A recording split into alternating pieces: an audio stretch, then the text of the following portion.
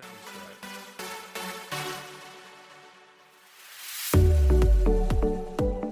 Right. Hi, Jess. Hi, Lauren. Welcome to tonight's episode of Conspiriality. There you go. I'm going to do the intro now, just because I think we have enough listeners that they need to know what they're listening to, Jessica. In case they didn't know what they clicked on. In case they forgot. So we have a lot to cover tonight. Like, there's been explosions happening in the Bravoverse. Oh my God.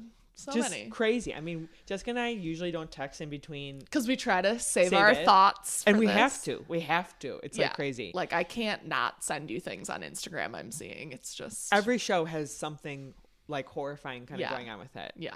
So anyway, tonight we're going to start with Real Housewives of New York. Because RHONY. it was their best episode ever. Literally ever. Since the reboot. And then we're going to move to Salt Lake City. And then we're going to go Beverly Hills. And then we'll go into the Southern. So Southern Charm and Southern Hospitality. Yes. So let's just get right into it. Real Housewives of NYC. So let's see here. There's a couple of things that we need to just acknowledge. First of all, like the script has completely flipped. You know what I mean? Yeah. Like Jessica, last episode we were talking about Uba. And now Uba is like the hero. Vindicated.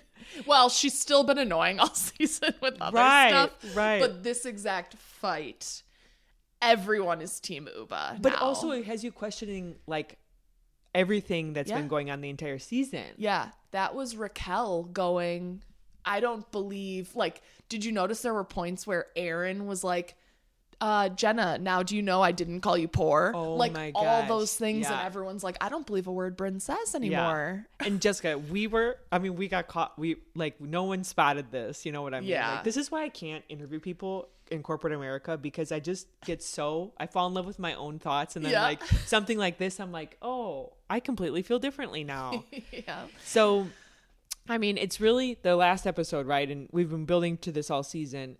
They're still in Puerto Rico. Yeah, this is like the trip from hell. And when the cameras go down and they kind of have those, it's like everyone likes pauses in the Bravoverse. It's like your chills get going, your goosebumps come up. When they have to put up those like little subtitles to let you know it's happening, like production ended at da da da da. You're like, oh, we're in for a treat. Here we go. Yeah.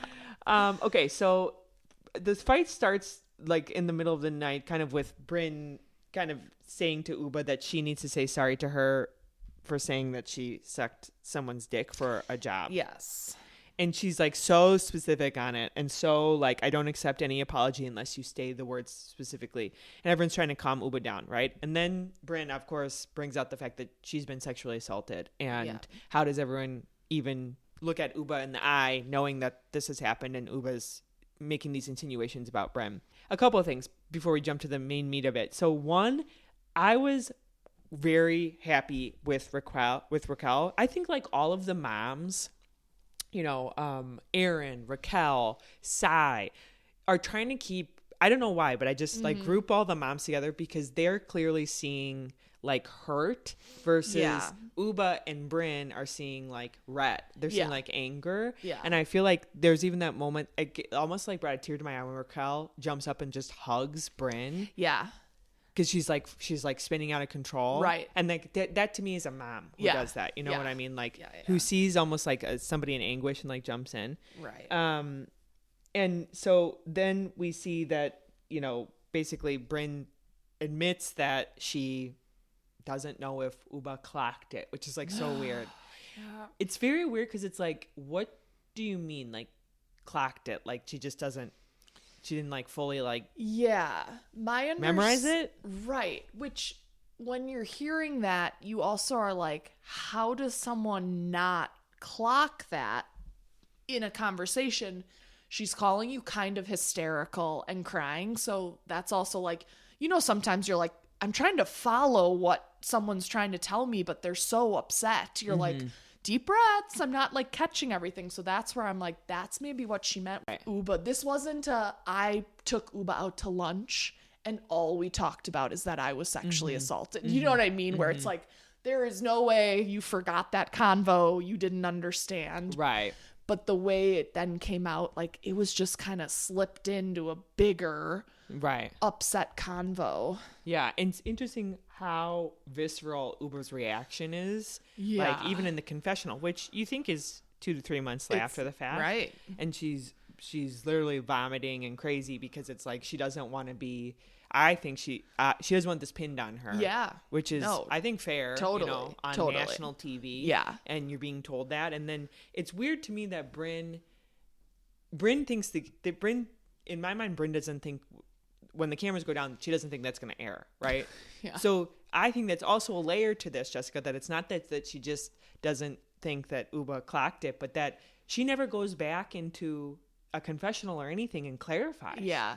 Does she? No. And like her reaction the next day. Right.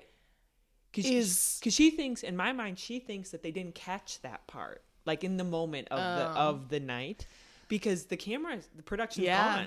It is everyone repeating that they were in the bedroom, and that's when she said it. So if I'm Brynn, I don't think that was caught. And then you wake up the next morning being like, Uba's the worst, right?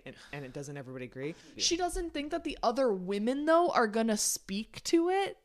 Do you know what I mean? Like, well, we know the other thing, which I posted about, that's also kind of the elephant in the room for me, is like Brynn went on that podcast and said that she basically was so happy that she was perceived as more sober than what she was, which is like such a like mic drop, you know? Yeah, that was so strange. Basically, if you didn't see the post or didn't see the podcast, it's like Brynn was saying that she drinks a lot when they're filming. Yeah. And she was pleased that she came off so sober in all of the shots. She was surprised that she herself thought she came across more sober, knowing actually how drunk she was in a lot of the scenes. And she says that she drinks because she's so bored, quote unquote. Yeah. And then doesn't always remember what has happened. I could tell that she was drunk during that fight. The part we had, like, she had the eyes were kind of going, and then a little bit of the repeating, and that part I could tell. But yeah, when I saw that, like, there were other times where I was suddenly going, was she really drunk at X? You know, where I didn't clock it in the moment. And then the next morning, and you already said this, but like, first of all, I thought it was interesting how much production there was. Like I'm like, this is a village of people living with them. Where do they all stay? I know. I need logistics. I'm like, is the villa big enough that all of them, it's not what you're supposed to be they go thinking to the about next door villa. Yeah. I'm like, there's enough that there's actually some filming, some sitting with Brynn, some in the kitchen. I'm like, this is a village anyway. Yeah. And so that part, I think, also really was crazy. The way she was totally fine the next day. To me, that screams she was drunk, because you act like that when you don't really remember what happened. Yeah. And then the text, like, you know how she did leave, and then that text to Aaron, like, are you guys all leaving too? Like, sussing out like the temperature. She was totally like, okay, well, Erin's my closest ally. Let me check in with her. Right. That again reads super, super drunk, because I feel like I've done that before, where you're like trying to suss out a situation after you guys want smoothies for breakfast, or what are we thinking? And everyone's looking at you like, are you not going to address what you did or said last night? I always started in my college days with like something like, I feel like death, and then I always then someone would be like, yeah, you were pretty right, or up. They say back, we all do, like, I feel too, like it's your easy way to say like, how drunk was everyone else, because I was really drunk. Was everybody else on the same train as me? Right. So Jessica goes with Uba, which is really nice. And then basically they jump to the quote unquote main titles, like they're filming the main titles. And it's weird because, first of all, there's a couple of things that I'm like, did production like stage this? Brynn comes in last, right? Which she only has like 30 minutes to get ready, and she basically says in her confessional, like, no one's talking to me really. I feel like I want to like cry, and no one's coming up to me. And I thought, I wonder if production told her, you're coming in last, and you only have 30 minutes, and they kind of gamed that situation, or did she just come in super late? Yeah. And did you notice it was so interesting? Brynn in what they showed of her filming did seem kind of fine, like her usual somewhat self. But in her confessional, she's like, I am dying inside, and they all seem so normal. Right. And then the exact opposite. The rest of them were going, Brynn is acting like nothing, And I can't believe that's how she's coming in. So like they both had the exact opposite of how the other people were like taking. She also got checked on a lot, considering like Jenna sent her a text. It showed Aaron checking in with her. Right. And then they did the group shot. Right. Then everyone left and she did her solo. Right. I wonder if Uba had requested to kind of keep the distance and said, can you please have like the minimal amount of interaction I have to have? And they maybe like listen to Uba's request. I also thought it was shocking, just like Bryn's main title. Do you remember what it is? It's like why date their dad when I just can be called mother, something like that. Yeah. To have what happened and still go in with that confidence on that tagline, that was also shocking to me, because I feel like you could have adjusted it. In that moment, you could. She just leans into, and I mean that's I guess maybe her coping mechanism, that like she is like, I'm just gonna be overly sexual and everything's kind of a joke. Yeah, and like she doesn't take anything. I mean, but mother is like what Gen Z calls like people who they really respect and like are just like icon. So like the audacity to sit there and say, I'm going to be called mother. Yeah. I would have when you know how the season's going to turn out for you. Yeah. But I think maybe she didn't know that part was caught. You know, I go back to that. Filmed. Yeah. Well, that's extremely disturbing. If that's how she views it, like, I'm going to look like the hero. But then it's weird too, just because even seeing it, filming it, then she did a Rolling Stone article, which she doesn't actually acknowledge anything or really say sorry about anything. And Aaron actually took her Rolling Stone article, took Bryn's Rolling Stone article, and like went line by line and like, oh, I didn't see that. Basically said none of this is really that true, because Brynn in the Rolling Stone article doubles down on her friendship with Aaron. Is like, Aaron is a sister to me, and Aaron had this big text on Insta or wherever it was in her story that was kind of like, we haven't spoken, and there was only one moment that you've reached out to Abe, and I really don't think what you did was right. You know, like it was like, dang. I think Brynn is a pathological liar. Yeah. That's what a lot of people are saying on Reddit. It's like she's dealing with a lot of traumas that have not been worked through. And like, you know, I think the larger problem here, and maybe this is the last thing we need to like beat the dead horse on, is if people don't want to film with you, right? If people don't want to film with you, a la Monica of Salt Lake City, they like completely blacklisted her. Then you're done. Yeah, you're not coming back. Did you see a lot of the accounts are reposting? The production company has said like, Real Housewives of New York, we're casting. Right. So they're obviously doing a shakeup. Yeah, right. And it'll be so interesting who I think viewership is really low, It too. It is. So I think they were going to do that regardless of the brand for sure. of it. But it's like, how many are going to get the boot? Well, and I don't know if you're Brynn, like, how do you, like, Brynn is all about polite society in New York, and she's a socialite, and she sits on a bunch of boards that we don't know the names of, and we don't know where she, you know, it's like she's truly a socialite. That is how she kind of makes her money. And so how does this affect her? Like, I mean, do people want to still like, you know? Well, I mean, she thinks she's a tech bro. So who wants to invest in her company when you're like, you look like you lie every which way in your personal life. Right. Who wants to do business with someone like that? Yeah.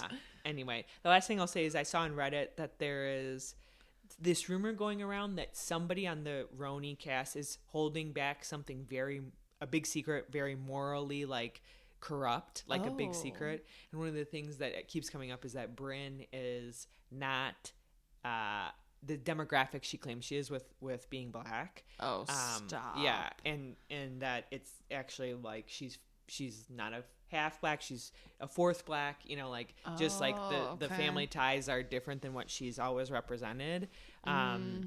I don't know, though. That to me seems very far-fetched. Yeah, because I remember her doing that, like, season 1, she did a lot of those, like, cutbacks about her grandma who raised her, and... Yeah, I would say it's more... I could see Jessel, you know, being, like, completely just, like... The money of Jessel does not always add up to me. It doesn't seem like that husband, like, works that hard, and they seem to be just loaded. Right, yeah. No, that would. My vote was Jessel. Jessel was hiding some deep dark secret. So funny. Anything else on RHONY? No, but yeah, we get reunion this week. The clip that really gets me is like that I'm gonna tune in specifically to watch is Jenna goes after Brynn. Yeah. You know what I mean? Mm-hmm. Jenna has always been very like, even in the confessionals on the last episode, she's like, I doesn't- get it. She's always like, I see both sides. Yeah. Yeah, she never wants to pick. And yeah, it'll be interesting to see her like activated. Yeah, and now she's like, stop, just stop, Yeah. you know. That'll be her one time she speaks up. Just wait. Also, I sent you this video, and I just need to touch on it, but Jenna wears a bathrobe and towel, which Jessica and I are, like, not about at all. Not about. But I saw this video of this girl in New York in the club dancing with a bathrobe and towel on, and I Okay, thought, is this going to well, be a trend? Did that girl look like a fashionista No. to you in the video? I think that girl was, like, drunk and, like, was like, we're hitting the club. We gotta go. Yeah. Like, that girl was, like, showing up after a shower, but I'm like, Yeah. this cannot... You're like, this can't be the trend. I'm not going to participate if it is. A towel out. Absolutely not. It's too cold in Chicago. Yeah, right. Okay, so let's go to Salt Lake City. Yes, and it's reunion part Reunion. 1. So let's talk about the outfits first. Did any notes there? I mean, Angie, I don't know if, so I watched the extended version of Peacock. Jessica does not. Okay. So there might be some tidbits I know that she doesn't. So, Oh, okay. Angie, her outfit, same as Brittany's. Yes, that they showed up. I did hear that. Hilarious. Obviously, Angie gets Also, priority. Yes, but also Angie, like, Angie's I think fashionista. Brittany is not. So the fact that you chose the same outfit. Embarrassing. I think someone's stylist should be fired for that, to be honest, Jess. Yeah. Like, because How you is should there be not a bit of a group consensus of what is Check. being worn? The stylist should at least be checking. Yeah. And Yeah, Angie is, I think she's very pretty, and I think Yeah. her style is fire. I know. And then, well, we didn't even see Brittany this part, but then it was like, that was your fallback, that like sparkly glitter number, which yeah. is way more what I predicted a Brittany to wear. Lisa Barlow, too, by the way, and I posted about this, but I think she missed it. Ugh, I didn't like it either. It was giving to me like someone's backup prom date. You know, in Yeah. like high school when you gotta quickly go into your closet and throw on the dress Yeah. because somebody wants you to go to prom with them like a Oh, week yes, before. that just happened all the time to me. Or homecoming. That's what Lisa's outfit was. Like, there was Yeah. not a curl in her hair. There was not, it was the same Lisa hair. There was not jewelry on, you know. Have we ever even seen Lisa's hair in a ponytail? Has she ever had her hair back? No. Maybe. Okay. Now I'm like, I gotta look back. Like, Maybe she a is, confessional or two. yeah, she is like straight sleek hair constantly. Well, and she clearly has, did you see this, a Kerastase Yes. sponsorship? Yeah. So I'm thinking that's why she did it, right? Yeah. She wants to show how shiny and beautiful her like Yeah. long hair is. Yeah. And then she's now sponsored by that shampoo. Oh, so she's got to So- show it off. Also, interesting with Bronwyn, she's got a seat before Whitney, which you don't see often with Friend of. I just No. She's full time, but her first season. Yeah, sorry. Yeah. Freshman season. The other thing I'll say to you is like the entire episode, Jessica, is about Bronwyn. Like we don't deviate. We talk slightly about Alibaba, Yeah. but dang, And dare I say, Bronwyn should have been closer to Andy than Mary. I agreed. Yeah, there was way more Bronwyn. It's this literally entire- like we don't come off of her. You know Yeah. what I mean? Like Yeah. it's just like constant. Mm-hmm. What did you think of some of Andy's comments? Now tell me if you didn't see this, but he has a safe word for Lisa and Angie. Yeah, Opa and Bezos. Yeah. I don't know if he likes Lisa with that comment. Oh, like I think he hates Lisa. Literally, I think Andy appreciates how Good much TV. of a fan favorite Yeah. and dramatic she is, but I think personally he's like, you are so much. Like, yeah, right. he hates a screaming housewife when he can't True. get your attention at a reunion. That really bothers him. Because he's trying to get through it. He's Yeah. like, I am fucking in charge here, Yeah. and no one is listening. Right. And Lisa does not stop. Yeah. Okay, and then also I want to touch on this very small, but I thought important. Bronwyn says that Rihanna started following her and slid into her DMs. I'm like, honey boo boo, she follows everybody. She is a real housewife stan. Remember She Heather is. first season also got a Yeah. follow from Rihanna and a DM from Rihanna. Yes, that's true. You know, I felt like Bronwyn is a little too on her high horse about that. Yeah. I'm like, I think Rihanna follows almost everybody on this couch. She is a fan. She is truly a fan. Okay, so then we go to the Alibaba claim. This is the only time that Whitney really speaks. Yeah. This will be her only chance. The one thing that still doesn't sit right with me, Jess, and you notice this, is like, she was so clear and like, oh, our dealers give us the stock photo and that's why it's the same as Alibaba. And I'm like, but it's the same as Alibaba. Right. It doesn't matter who gave you the photo. It's the same merch. Yeah. That's where she already like lost me in the argument when it was like, we just hadn't taken the photo yet. So that stock photo, it's like, but that is what your item looks like. It's the same piece. Yeah. Like it doesn't matter that you didn't curate kept it. Being like, we're like affordable luxury. It's like, no, you're like literally the chintzy shit. Yeah, and right. then priced up. Right. She wasn't selling me on any of her. No, I wonder how much it claims. affected her business. Speaking of affecting business, so then there was also the talk of Bronwyn and her necklace. Oh, yes. This is my thing I wrote down. Some of these fights are so nitty gritty. Mm-hmm. I do lose it a bit. I actually sometimes they go so detailed where I'm like, you lost me. Yeah, right. And this necklace, I was like really trying to pay attention, but it was like Bronwyn also admitted we have not bought anything from them. So I'm like, wait, so you are a customer or you aren't? See, I thought Jessica, correct me if I'm wrong, I thought Bronwyn actually admitted, or I didn't think she actually admitted that she hasn't bought anything. I thought she was still trying to toe the line. So it started with $4 million. Yeah. And that was clear. Nobody bought that. Yeah. Then it moved to We were creating a custom something. kind of smaller version of the necklace, Yeah. aka less diamonds, probably cheaper, and then hoop earrings. And then Yeah. Lisa chimes in and goes, no, you didn't buy those hoop earrings or the necklace, even though Bronwyn is sitting there going, well, I should have worn it today because that would have cleared up any sort of stuff. Yeah. And then Bronwyn moved the fight towards, how dare that woman from the jeweler text Lisa. Yeah, agreed. But I didn't think there was any clarity around that she actually bought the stuff. I thought Right. which to me is like, screams a little Brynnish, where it's like, yeah. dang, you're kind of a liar. Yeah. You know? Well, so, oh God, now I need to rewatch it. But Bronwyn was on Watch What Happens Live. And of course, it was after part 1 of the reunion. So Andy was asking about that some more. And I'm nearly positive Bronwyn said, I was in communication with them.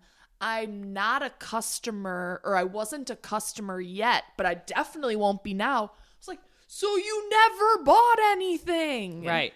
And I felt like during the reunion, she was still trying to act like there was a facade that she purchased it. Yeah. And it was like, I was just in touch with them talking about, it's like, yeah, to maybe place an order, but you still never did. Right.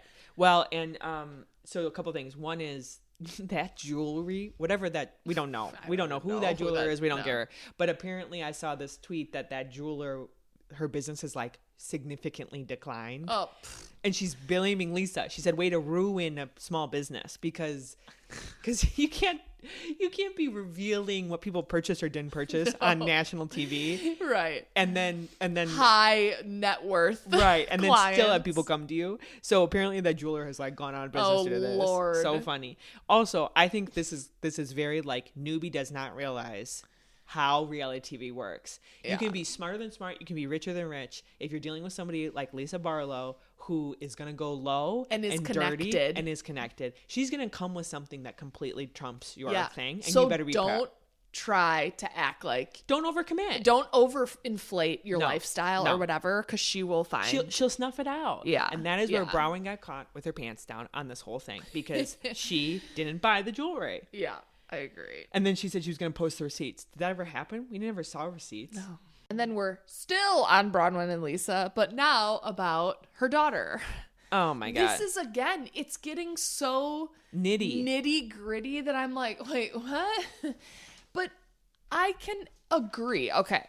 Lisa has never said sorry, I think, in her life, but she also wouldn't admit, and this part is where I was getting really annoyed because you showed me, it was the after show that you watch that I normally don't, but I think you had sent me a clip, and all Lisa said is that Gwen's grandparents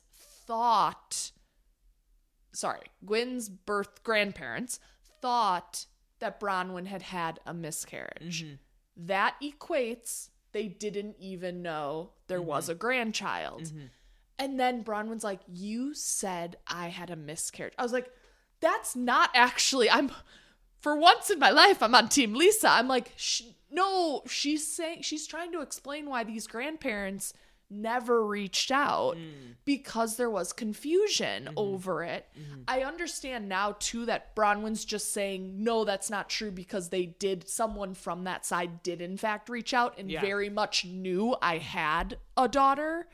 So that whole part of the story, but I get why Lisa's like, I'm not apologizing for what I said because I was not saying but that's where I was like, oh my God, this isn't getting like communicated properly. But Jessica, okay, so maybe I saw a couple things that didn't air on your version, but Bronwyn she claimed she didn't want it to go to camera. Yeah. And she begged production not to. Right. Yeah. I saw there was part of that. Then it seems like, regardless of Lisa and how she framed it, basically Lisa said a couple of details too much, and you could, if you're in Salt Lake, you know who this family is. Connected the dots. Yes. Yeah. And then I saw on Reddit that I think the family told Bronwyn to give the child up for adoption, and kind of like they didn't want to deal with her, so they say, which then proves they knew there was a granddaughter, but they knew there was a pregnancy. And then I think Bronwyn, the conspiracy, which this is the conspiracy of it all, is told them that she had a miscarriage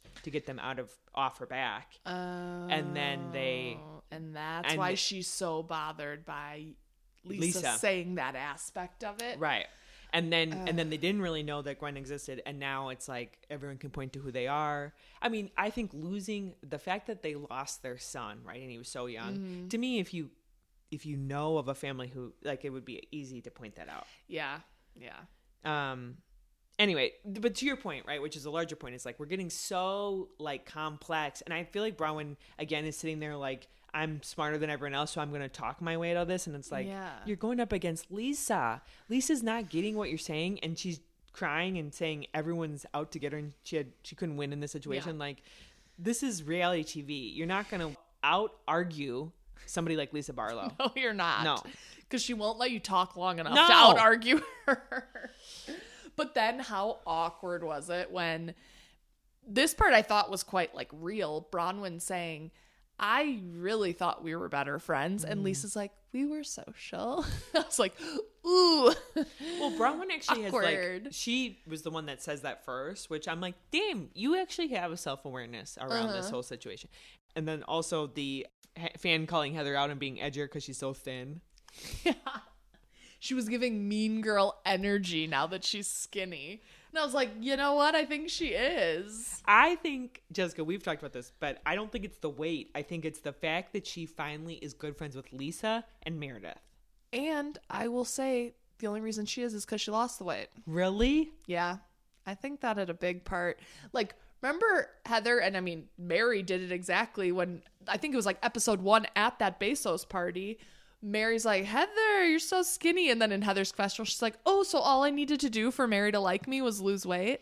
But she is not on Mary's side of the couch. She is on Meredith and Lisa's. Yeah. She's sitting with the cool girls. I know, but I think like subconsciously those two like were more willing to accept Heather. They're both superficial, and I think they were like, oh, okay, you look a little more the part of who I want to be friends with. Maybe. I swear. Maybe. I really think they'll never say that, of course. Right. Maybe subconsciously, maybe consciously, we will never know. But I think that Heather this entire season knew where her bread was buttered, and she was like not going to piss Lisa off. She was not going to piss Meredith off, even though she kind of did on the last episode. Like, this is the alliance I have been gunning for. Not letting this one go. And then we basically end the husbands. We just see them really briefly. Hopefully they're not out for too long. I don't like when they come out. I don't want them in the mix. I feel like they always make things weird. It is a weird... It shifts all of like the alliances and Todd doesn't know the rules. Let's just say it. Todd clearly is Coach Bronwyn, don't you think? Yes. Like control freak. They've like gone over each thing and like, this is how you're going to spin this. Yeah. And then he also doesn't know the rules where he's yelling at Lisa, which Well, I kind of love that, but You love it, but it's like then John sits there and says, "Watch your tone," and Todd says, "Watch your tone." yeah. It's like this is not. Oh my God. This is not winning you anything. And Like, then just love, this is where, I get it why people are such Mary stans. And Andy's like, oh, and we didn't see Robert Sr. And she's like, no, he doesn't want to be here. no, we're never going to get he's working or, we've all gotten those bullshit excuses. They know the date of this like so far in advance. And then when they try to claim their husband can't be there, who's like going to be in hot water. Right. She just like openly says it. She's like, oh, he doesn't want to be a part of any of this. That's why he's not here. Oh my gosh. And then I've heard they all go to dinner after the reunion, which you said that they didn't invite Bronwyn, but I actually heard, or she tried to post and say it happened before she knew it was happening, meaning like she didn't realize she already had other plans. Oh. You know who she did get dinner with? Who? Christian Siriano, the designer. Yeah. And then she posts like snarky things. She's going back and forth with Lisa in social media still. Oh God, yeah. I can't. Like, as much as I love these shows and that, when I saw those paragraphs between the two, I was like, no. I can't even read I give up. Lisa reads to me as... Someone summarize for me. Yeah, right. Lisa reads to me as Teresa Giudice. Yes. And you've always said this, like, you cannot argue with Teresa. No. There's no moment that Teresa goes like, oh, you're right. Because both of them are not logical people. Right. You can explain it to them in the clearest, most accurate way possible. They do not understand if it's not what they think. Yeah. If it goes against what they think, they do not understand. And they'll capture different pieces of your argument and they'll focus on that. And like, you'll like be like, wait, we're talking about this. And I was meant to talk about a larger point. Yeah. That's how Trump argues, by the way. I'm just going to say it. Anyway, and then let's see, that was kind of it. So I can't wait for that. I can't wait to get off of Bronwyn a little bit. Yeah, we need to dive into some other Bronwyn and Lisa. Yeah, let's get some Angie in there. Yeah, or Meredith. Meredith's so weird. Let's talk about Meredith's scratched cornea. Yeah, can someone please clarify that? Please. Can someone ask Meredith what cocktail of pills she's on at all times? I would love to know. Okay, so then let's go to Real Housewives of Beverly Hills. Beverly Hills. Yes. Okay, so we start. Boze is having a Serenity Day. Yes. First of all, people are loving Boze. I'm so happy about it. Yeah. I would love to, like, the people that you would choose to have dinner with if you could have like a dinner. Andy Cohen's on my list. Oh, Kris Jenner and Boze would be on it too. Ooh, Kris Jenner. Okay. Only if she's not going to give me PR answers. Yeah, right. Andy Cohen, if he gets a little liquored up, he ain't holding back. Right. Oh, he's definitely offering you a Kris Jenner, line. I'd be like, you're still, you're not spilling. I need unfiltered. Boze could just like coach you on your career in a way that I think would be like literally after your beautiful. last comment, I would love to see Boze try to speak to Lisa and Teresa Giudice. Right. Try to talk sense into either of them in an argument would be amazing to see. Yeah. Okay, so Boze has this Serenity Day, and the whole idea is that Kyle's text is going to get revealed, right? Okay, I'm like already banging my head about this text. I can't believe this is the storyline, to be honest. This is the storyline we're rallying I around. want more PK Dorit divorce drama. Right. I'm sick of the PK Kyle connection part of it. Well, first of all, did you see that internet sleuth saw this, that Kyle's text message was actually a screenshot? Like, she's not showing the actual... No, because remember you even said last week it wasn't hearted. He didn't reply, so it's possible she like screenshotted before there was any other exchange. Yeah, and it's in her photos, basically. She's filling up. It's not her actual text messages. Because her thread with PK is too long for her to go back and find it? Well, because there's so much talking. I love that Dorit calls Kyle out on her fashion, that snarky comment. Because Dorit actually does know fashion, and Kyle has been notorious just as like the worst dressed housewife. I agree, but was that the outfit Dorit should have been wearing when she decided to call out, when she went, oh, is that your comfy? I was like, Dorit, you're literally in sweatpants. Like, Dorit wasn't even doing like an elevated. That was the only part. I agree, Dorit normally has amazing style, but I just think it's funny because Kyle has met her match a little bit in that arena. Kyle always has like the weirdest jeans on. Now I'm wearing weird jeans tonight and I've been wearing them, but Like, she wears, like, mom jeans that are, like, not fashionable. Like, constantly. What Kyle does very correct, purses. Oh, really? She's got, like, every Hermes Birkin you can imagine. Like, I think all the women envy her jewelry and her purses, but, like, her actual clothing is not what everybody else is complimenting. So they're sitting around, they're having, massages. One thing that Internet called out, which I thought was a nice touch, Boze used all black businesses. I saw that, yeah. That's really, really cool. So Garcelle and Dorit like comes over and basically apologizes to Garcelle. Yeah. Which Jessica, I think is so funny because in the world of housewives, you can have one big feud happening. You can't have two. Yeah. You can't have three. You can't have more than that. So what always happens, this was the Ramona Singer of it back in the OG days. Yeah. She always chose the lesser to mend quickly. Yeah. To make sure she didn't, I mean, it's like the art of war. Didn't Sonia call her like the apologizer or something? Or Dorinda did. One of them called Ramona the apologizer. Here she comes. You can't have multiple fronts fighting. Yeah. It's too much. So Dorit apologizes to Garcelle, and Garcelle appreciates it. I thought it was a nice moment. Boze is kind of in the mix now, right? Yeah. So she's pushing Kyle to basically relay the text to Dorit. And Kyle does something very weird where she reads it from memory. Oh, she tries to just speak it. And then I was like, no, show it. And Sutton jumps in and is like, that's not what you said, though. Yeah. Oh, my like, God. oh, my God, I'm just saying it. And then Bo's like, oh, well, then perfect. Why don't you get it out so you don't mistake what was said? I love that Sutton jumps in and goes, but that's not what you said, though. It's like Sutton. This is where Sutton is earning her keep what for next season. What is like that saying that I feel like it's like the Gen Zers, like Sutton is keeping her foot on Kyle's neck or whatever that is. Like she is not letting her misspeak. It's like, nope, you didn't say that. Oh, nope, you didn't do that exactly.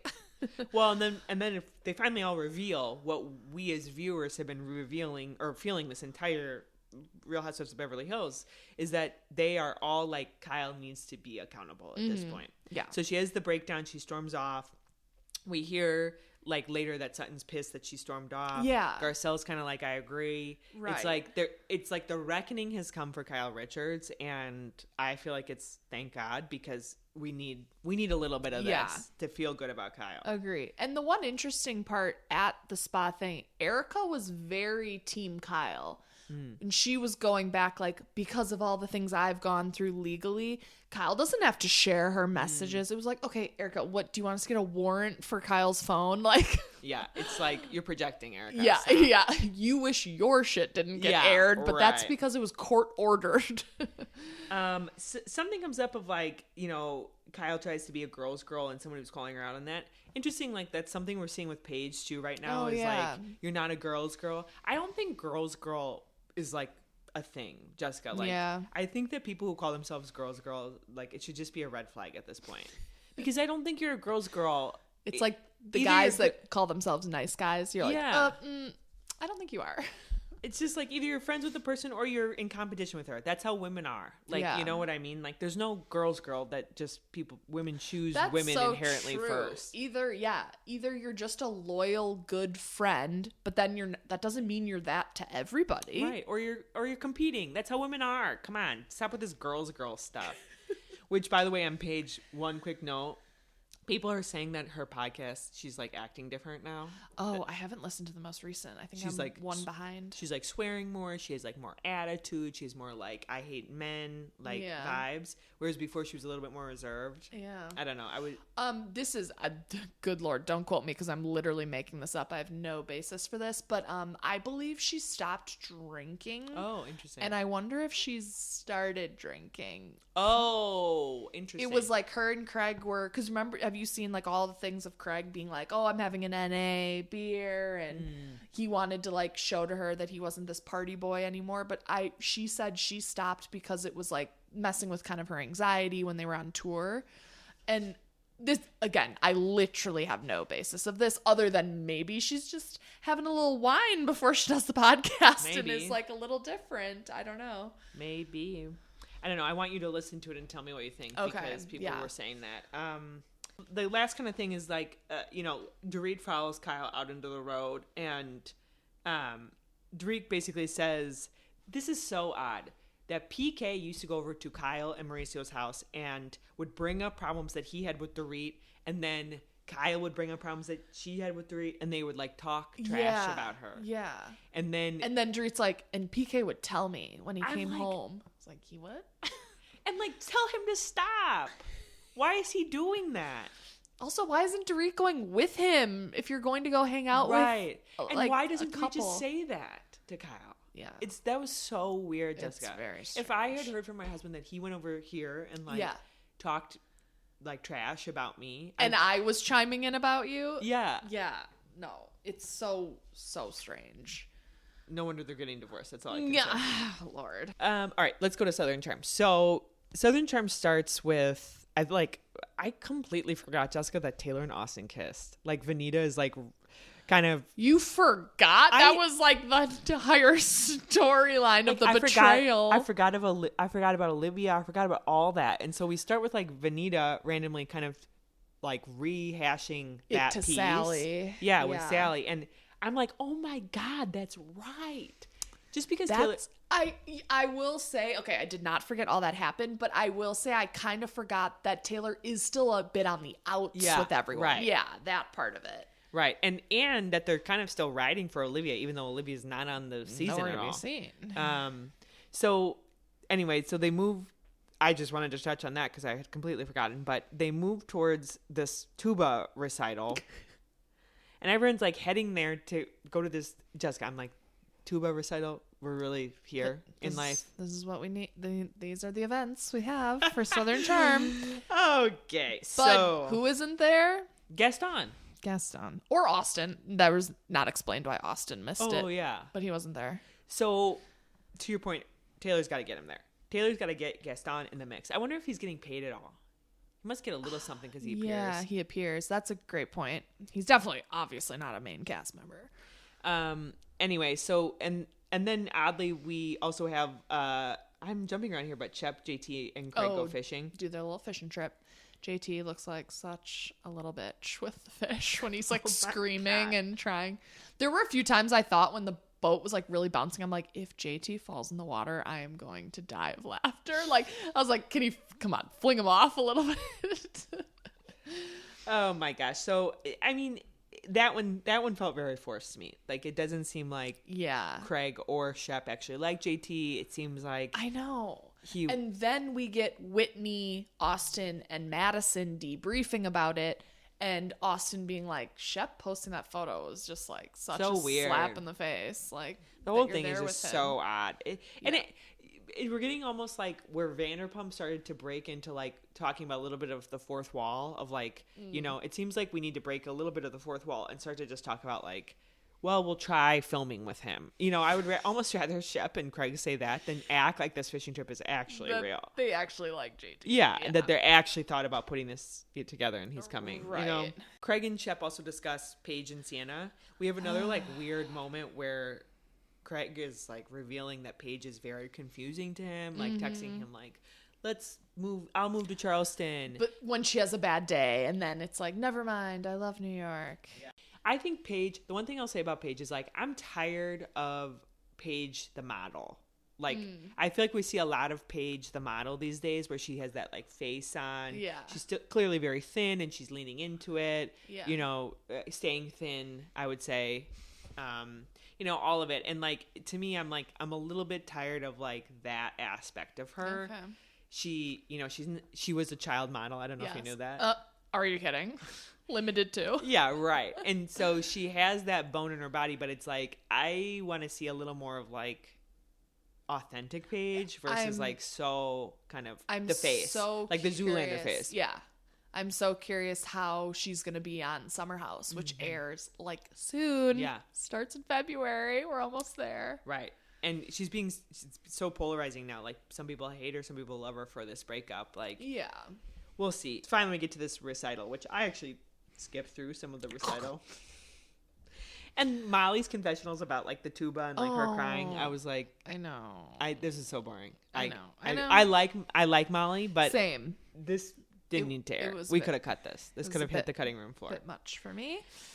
Okay. Then we get into the real juice of it when they go to JT's little clubhouse or whatever that place is. This is very odd, the whole thing. And there was a post that somebody, Ryan, the gay guy Ryan on Instagram, wrote about this that like clarified some of the night. Did you see what he wrote? Yeah. And you know what? This post is just proof to me that if I care that bit more about it, I will read all that small writing. I didn't care enough with Bronwyn and Lisa. Such petty shit versus he was actually like revealing some tea. That allegedly, what was it? That JT was in communication with someone who was like a stalker of a few people on the cast and had blackmail on them. Ryan claims, and Ryan is the really barely seen, but well manicured gay guy who seems very lovely. Says that basically at the recital party, JT puts up on a TV screen proof that, Sally was the other woman. And the proof comes from a woman who has stalked the cast. And they actually either have restraining orders against or like have had some lawsuits filed, whatever. Yeah. So he's showing his hand that he basically knows the stalker person and is now getting juice from the cast from this woman. It's very Monica of him. Right. And we don't see any of this. I'm like, why didn't they show that? I bet if there were truly legal stuff with that stalker, they're like, we're not going to even post. Then people are going to speculate who is it and like start digging into and only like. And they clearly, that's why the tension is so off and big because. Okay. That makes a lot more Why Sally's sense. sitting there going like. And why Taylor goes off the handle. Right. If maybe it's someone Taylor has dealt with. Even though Taylor is head in the sand about Gaston. But he seems good with her. Like, they seem to be barking up the wrong tree with this. No. Fine with her, but I think he has a checkered past in relationships. Sure. And Taylor refuses to believe it. Yeah. So she was on Watch What Happens Live with TJ, from, because, they're buddies from Southern Hospitality. But, Andy straight up says, are you the Emmy of where like you won't hear anything about your significant other? And someone said something about, what do you think about Sally? Like, what do you think about Gaston cheating on an ex to then be with Sally? Yeah. And Taylor's like, that's a lie.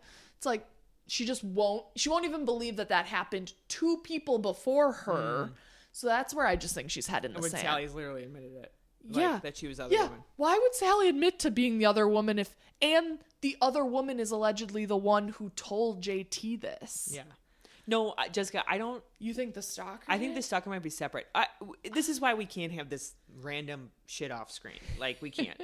But either way, I mean, like, I totally agree with you on all that. And Taylor is really annoying me with this season with that. It's like last season she annoyed all of us because she literally was kissing Austin. And was horrible lying to her Olivia. best friend. Yeah. And now she's being an Emmy. And it's like, I'm kind of ready for her to be done. Like, although she does provide the plot line in some of this. I think this will probably be Taylor's final season if I had to guess at this moment in the season. The weird thing that I'm also getting annoyed with is Craig seems to be blowing up and like walking out with JT stuff. Yeah. And I'm like, you're on reality TV, buddy. This is like, you can't police what people say on reality TV. And if drama is happening, that guarantees people are going to watch. Yeah. So why are you getting so huffy and like walking out? Like, it's not a good look for him.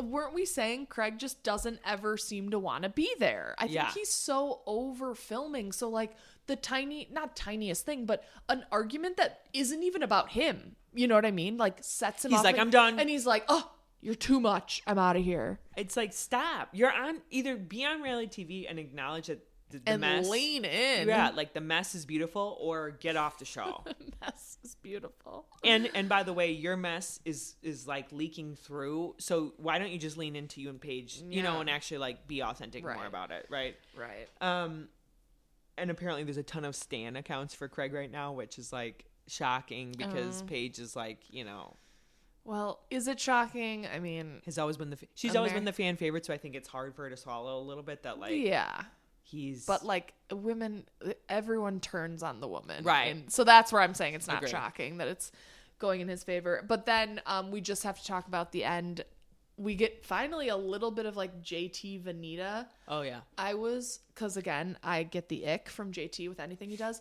But did you notice like how much he was like staring at her when she did follow him out to make sure he was okay? And I was like, oh my God, is he like trying to like kind of get the eye contact to like go in for something? Oh God. I was like, Vanita, look away, girl. He's coming for you. Don't let him but touch she you. seems to be into it. She is. Just gets so gross. I don't like it. Oh, I just got the goosebumps like in a bad way. Yeah.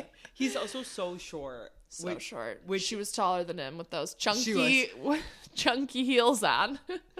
Oh my God. What we should do is go down to Charleston, stay in his Airbnb. Oh Lord. That one that he touted. He's like, so yeah, rich. okay, except Lauren, it's like the largest one ever. It has like 13 bedrooms. Right. We would have to bring a lot we'll of people with us. We'll have to find some friends. And then we'll go to Craig and Austin's new restaurant. Yep. And then we'll go to Republic. And we'll go to Republic. Late night. Buy a table. Man, that town. Anyway, Yes. alrighty. Anything else on Southern Charm? No. All right, let's go to roll hospitality. into my fave. Hospitality. We're back at Lake Wiley. Wiley. And it's something so small, but they basically are there they're like having a day, right? And they go out on the pontoon boat, but only half of them get to go. Yeah. Why wouldn't production just spring for a second pontoon boat? Like, this is where I don't quite get it sometimes. And funny you say that, because I even remember when they first got there and they were kind of like given a bit of like, the views of the amazing house. And they went, oh, you have 2 boats. Right. So, why wasn't the other one in use? We just get them all out there. We just needed one more captain. It was so weird. Michael's and Emmy. So Michael's, I love him. Yeah. He sits down with her and he is basically asking her if she's okay, and reveals to her that he knows about Will. She acts so weird and like kind of tries to laugh like in a theatrical way, like I know all about what he said. And then spins it, right? Yes. So he spun it to her, she spins it to Michael's and I don't know, it just is so irritating. Yeah. What Emmy is trying to claim is that none of this is a surprise to her. Like, it's almost like she wants to be like, gotcha, I knew all of this. Yeah. But then everyone's looking at her like, okay, it's even more shocking that you knew this and you seem fine about what your boyfriend of 3 years is talking about you. Yeah.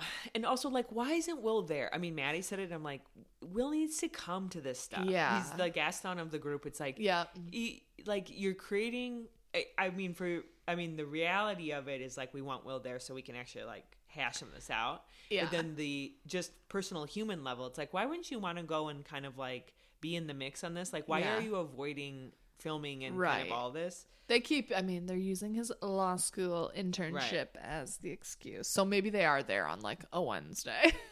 Yeah.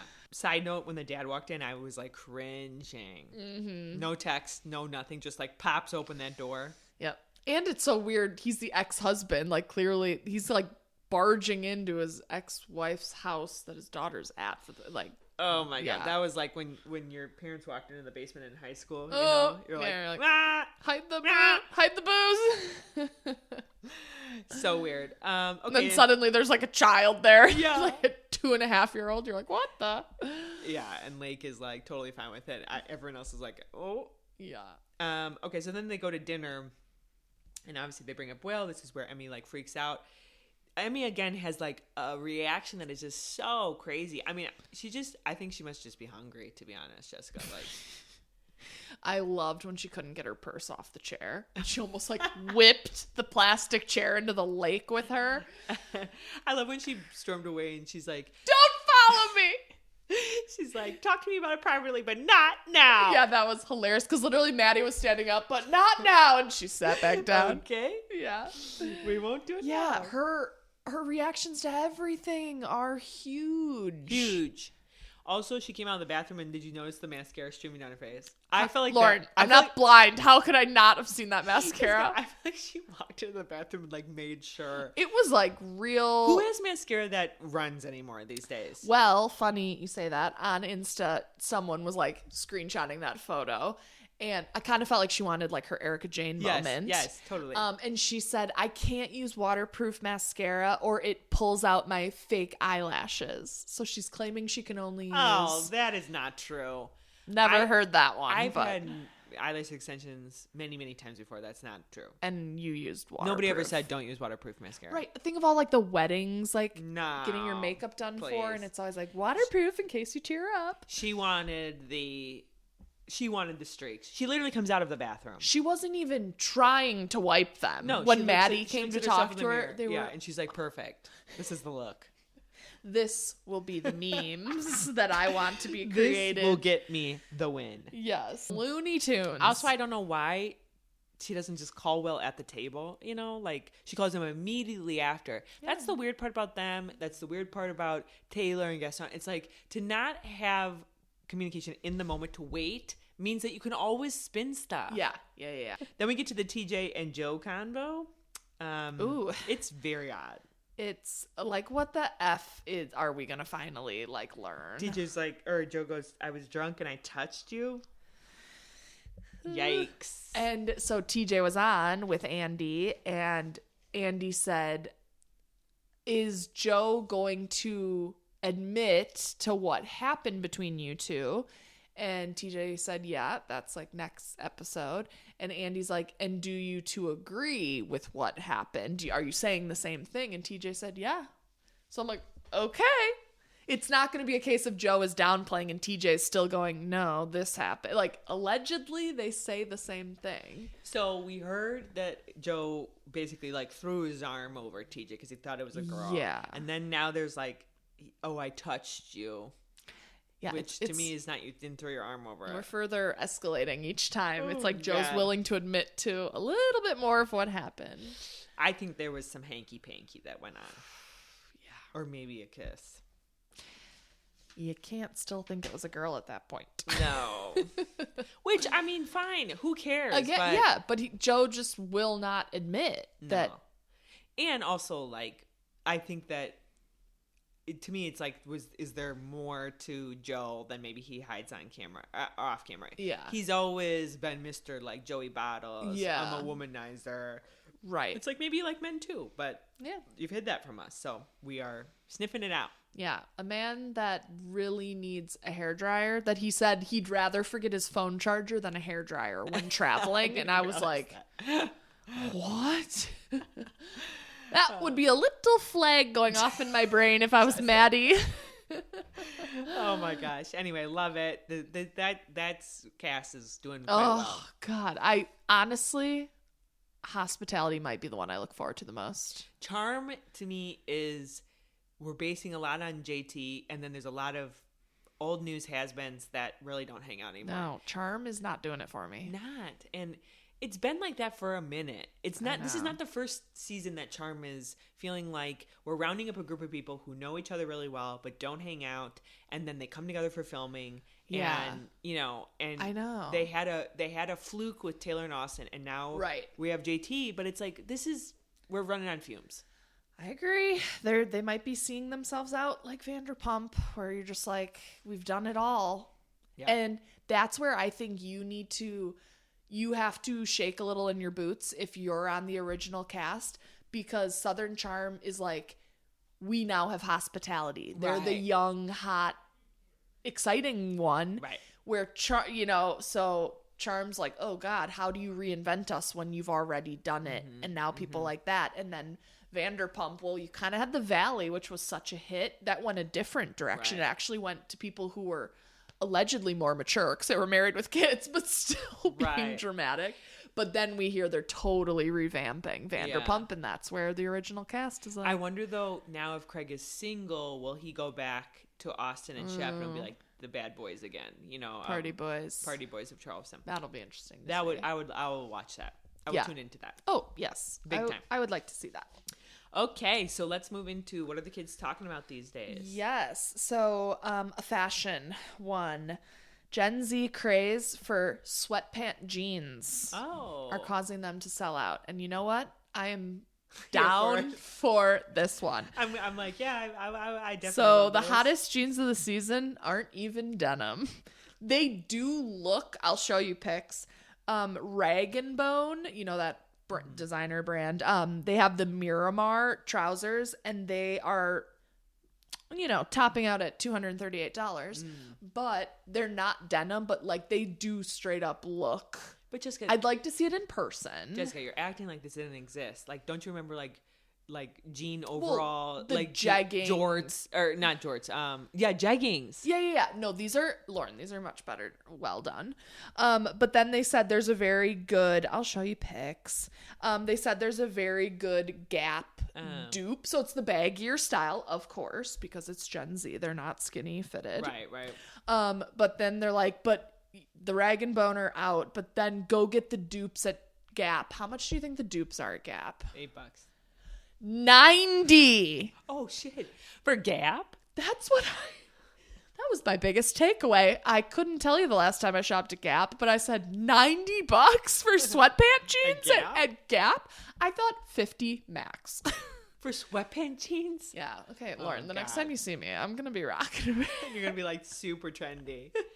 Yeah, for those who don't see the picture, like they are a bit quite baggy. They're baggy. They not at all fitted. Yeah, I'm curious. It's they look definitely more poncho pants. Gaucho. Thank you. There's definitely an elastic waistband. I am wondering if pockets are real. I hope they are. I don't like the stitched on fake pocket. I'm gonna look into them. It just seems like a trend that you have to be super thin to look good, because otherwise it looks like you're wearing like painted on. Those won't look good on me. Then you're saying? Yeah. No, I'm saying. Okay, just wanted you to be aware, and now I really hope I see some like in the wild that I want to be like, can I touch your pants? Are those denim or not? Love it. Okay, so then we have one conspiracy theory. So the second conspiracy theory, which you've already talked about, so I'll just hit it quick, is that Bronwyn and her miscarriage. I thought it would be fun to like actually talk about like the conspiracy piece of that. Yeah.